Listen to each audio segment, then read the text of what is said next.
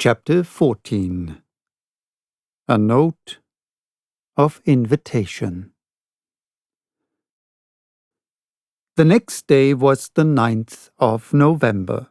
I awoke after a long sleep of 12 hours. Conseil came, according to custom, to know how had I passed the night and to offer his services. He had left his friend the Canadian sleep, like a man who had never done anything else all his life. I let the worthy fellow chatter as he pleased without caring to answer him. I was preoccupied by the absence of the captain during our sitting of the day before, and hoping to see him today. As soon as I was dressed, I went into the saloon. It was deserted. I plunged into the study of the conchological treasures hidden behind the glasses. I revelled also in great herbals filled with the rarest marine plants, which, although dried up, retained their lovely colours. Among these precious hydrophytes I remarked some vorticellae, pulmonariae, delicate ceramics with scarlet tints, some fan-shaped agari, in short, a perfect series of algae. The whole day passed without my being honoured by a visit from Captain Nemo. The panels of the saloon did not open. Perhaps they did not wish us to tire of these beautiful things. The course of the Nautilus was east-northeast, her speed 12 knots, the depth below the surface between 25 and 30 fathoms. The next day, 10th of November, the same desertion, the same solitude. I did not see one of the ship's crew. Ned and Conseil spent the greater part of the day with me. They were astonished at the inexplicable absence of the captain. Was this singular man ill? Had he altered his intentions with regard to us? After all, as Conseil said, we enjoyed perfect liberty. We were delicately and abundantly fed. Our host kept to his terms of the treaty.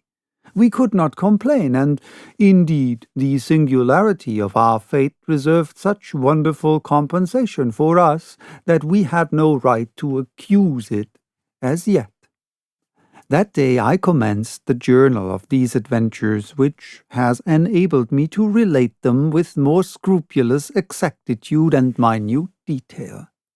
I wrote it on paper made from the Zostera marina. November 11th. Early in the morning, the fresh air spreading over the interior of the Nautilus told me that we had come to the surface of the ocean to renew our supply of oxygen. I directed my steps to the central staircase and mounted the platform. It was 6 o'clock. The weather was cloudy, the sea grey but calm. Scarcely a billow. Captain Nemo, whom I hoped to meet, would he be there? I saw no one but the steersman imprisoned in his glass cage, seated upon the projection formed by the hull of the pinnace. I inhaled the salt breeze with delight. By degrees the fog disappeared under the action of the sun's rays. The radiant orb rose from behind the eastern horizon. The sea flamed under its glance like a train of gunpowder. The clouds, scattered in the heights, were coloured with lively tints of beautiful shades and numerous mare's tails, which betokened wind for that day. But what was wind to this Nautilus which tempests could not frighten? I was admiring this joyous rising of the sun, so gay and so life-giving, when I heard steps approaching the platform. I was prepared to salute Captain Nemo, but it was his second, whom I had already seen on the captain's first visit, who appeared. He advanced on the platform, not seeming to see me. With his powerful glass to his eye, he scanned every point of the horizon with great attention.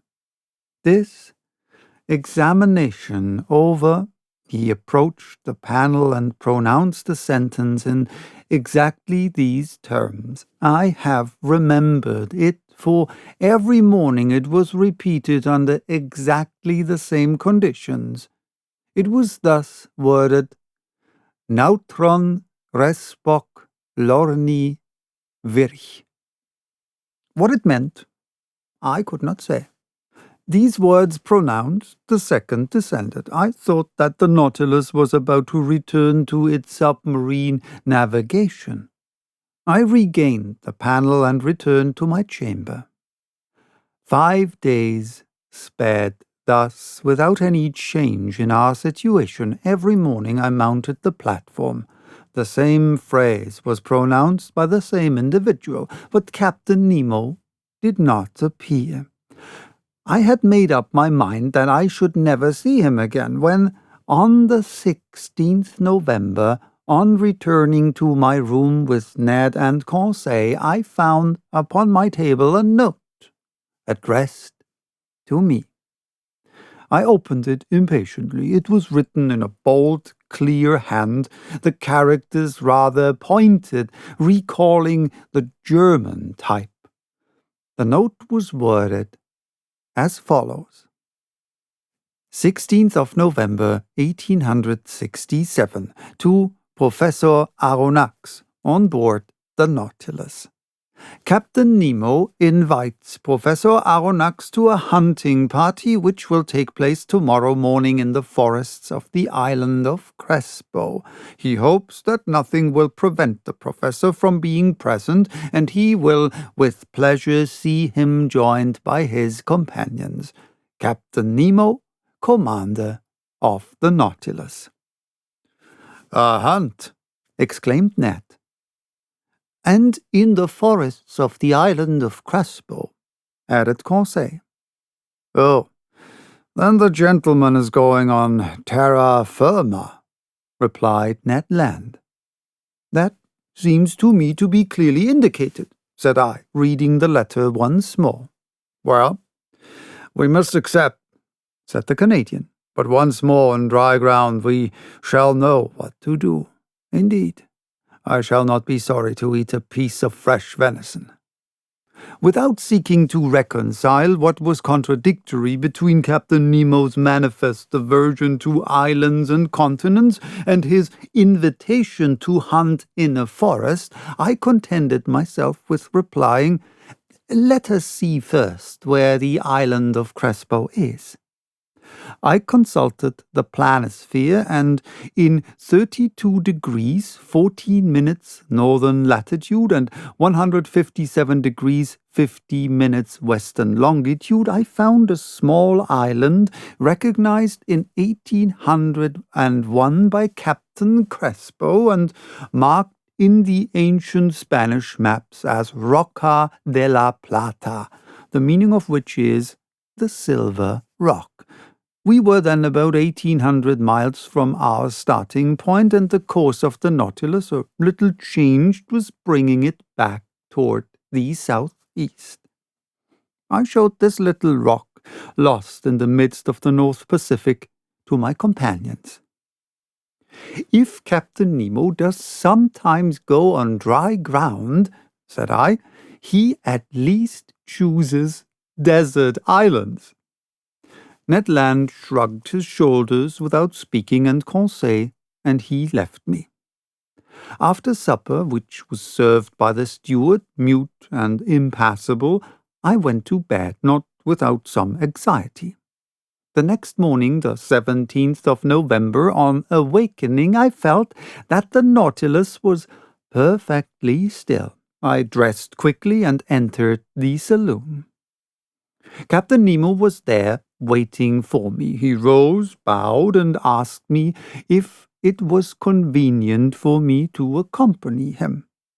As he made no allusion to his absence during the last 8 days, I did not mention it and simply answered that my companions and myself were ready to follow him. We entered the dining room and breakfast was served. "Monsieur Arronax," said the captain, "pray share my breakfast without ceremony. We will chat as we eat. For though I promised you a walk in the forest, I did not undertake to find hotels there. So breakfast, as a man who will most likely not have his dinner till very late." I did honor to the repast. It was composed of several kinds of fish and slices of holothuridae, excellent zoophytes, and different sorts of seaweed. Our drink consisted of pure water, to which the captain added some drops of a fermented liquor extracted by the Kamchatka method from a seaweed known under the name of Rhodomenia palmata.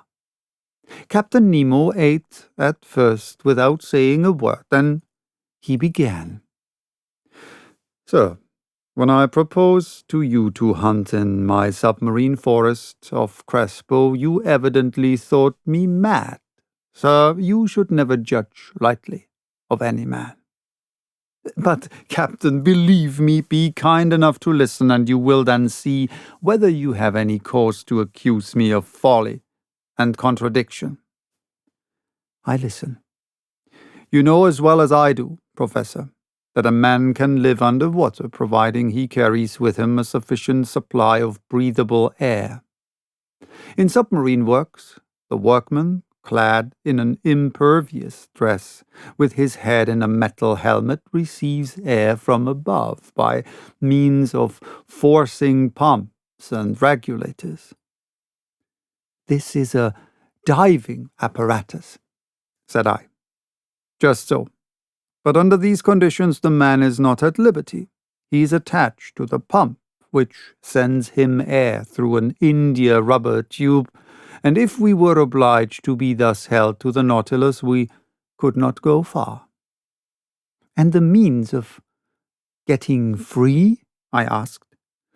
"It is to use the Rouquayrol apparatus, invented by 2 of your own countrymen, which I have brought to perfection for my own use, and which will allow you to risk yourself under these new physiological conditions without any organ whatever suffering. It consists of a reservoir of thick iron plates, in which I store the air under a pressure of 50 atmospheres. This reservoir is fixed on the back by means of braces, like a soldier's knapsack.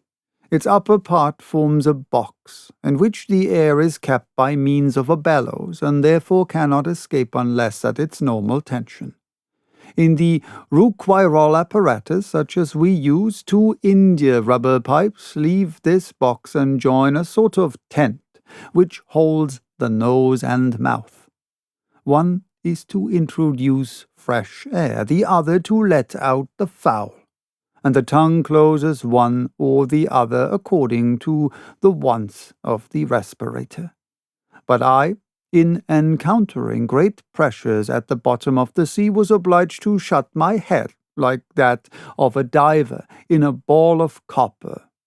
And it is to this ball of copper that the 2 pipes, the inspirator and the expirator, open." "Perfect, Captain Nemo, but the air that you carry with you must soon be used when it only contains 15% of oxygen. It is no longer fit to breathe." "Right. But I told you, Monsieur Arronax, that the pumps of the Nautilus allow me to store the air under considerable pressure, and on those conditions the reservoir of the apparatus can readily furnish breathable air for 9 or 10 hours. "I have no further objections to make," I answered. "I will only ask you one thing, Captain. How can you light your road at the bottom of the sea?" "With the Ruhmkorff apparatus, Monsieur Arronax. One is carried on the back, the other is fastened to the waist. It is composed of a Bunsen pile, which I do not work with bichromate of potash, but with sodium. A wire is introduced which collects the electricity produced and directs it toward a particularly made lantern. In this lantern is a spiral glass which contains a small quantity of carbonic gas. When the apparatus is at work, this gas becomes luminous, giving out a white and continuous light. Thus provided, it can breathe, and I can see. Captain Nemo, to all my objections you make such crushing answers that I dare no longer doubt. But if I am forced to admit the Rouquayrol and Ruhmkorff apparatus, I must be allowed some reservations with regard to the gun I am to carry. But it is not a gun for powder, answered the captain. Then it is an air gun? Doubtless. How would you have me manufacture gunpowder on board without either saltpeter, sulfur, or charcoal? Besides, I added, to fire underwater in a medium 855 times denser than the air, we must conquer very considerable resistance. That would be no difficulty. There exist guns, according to Fulton, perfected in England by Philip Coles and Burley, in France by Furcy, and in Italy by Landi, which are furnished with a peculiar system of closing, which can fire under these conditions. But I repeat, having no powder, I use air under great pressure, which the pumps of the Nautilus furnish abundantly. But this air must be rapidly used. Well, have I not my Rouquayrol reservoir which can furnish it at need? A tap is all that is required. Besides, Monsieur Arronax, you must see yourself that during our submarine hunt we can spend but little air, and but few balls. But it seems to me that in this twilight and in the midst of this fluid, which is very dense compared with the atmosphere, shots could not go far, nor easily prove mortal. Sir, on the contrary, with this gun every blow is mortal, and however lightly the animal is touched, it falls as if struck by a thunderbolt. Why?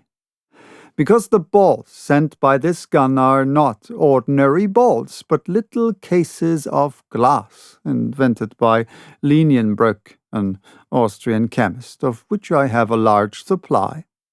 These glass cases are covered with a case of steel and weighted with a pellet of lead.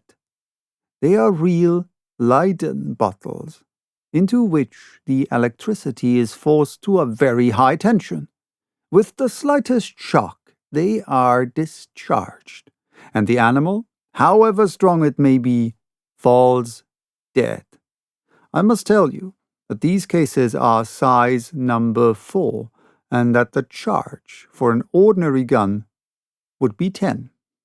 I will no longer argue, I replied, rising from the table. I have nothing left me but to take my gun. At all events, I will go where you go.